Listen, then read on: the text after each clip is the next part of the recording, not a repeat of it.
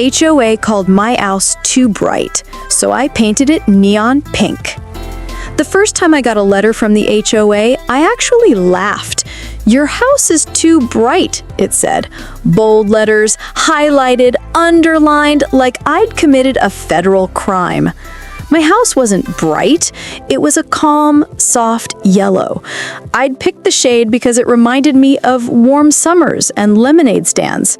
Cute, harmless, neighbor-friendly.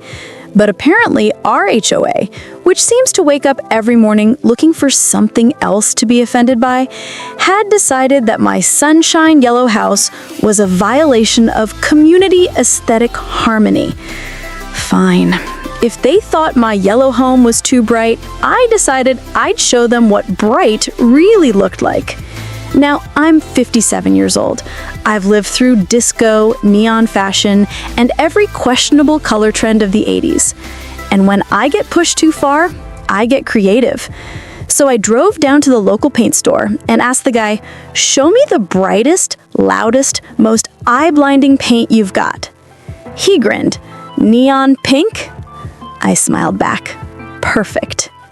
The next week, while HOA board members circled the neighborhood on their golf carts like color police, my painters transformed my calm yellow cottage into a glorious, unapologetic, hot neon pink beacon, the kind you can probably spot from space.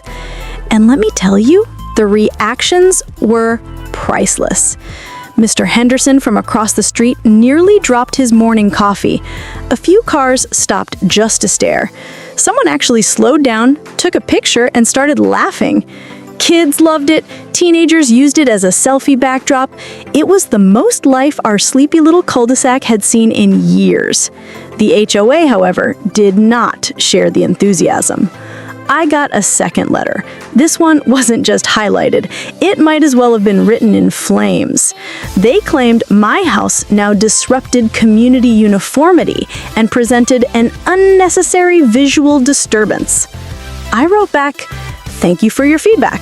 The previous color was considered too bright, so I've selected a shade that brings the brightness level fully into compliance, because nothing is brighter than neon pink. You're welcome." They didn't appreciate my sense of humor.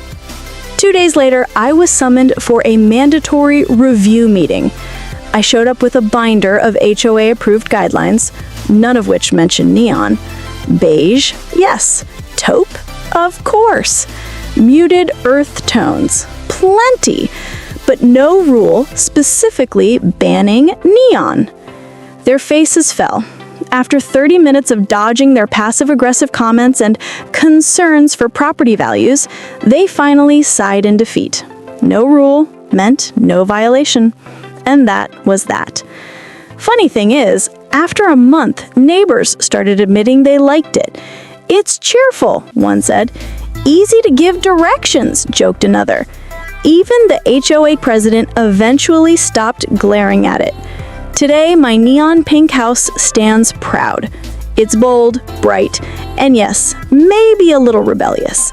But it also taught my community something important. Sometimes it takes a splash of crazy color to shake people awake and remind them that life, just like paint, should never be limited to beige.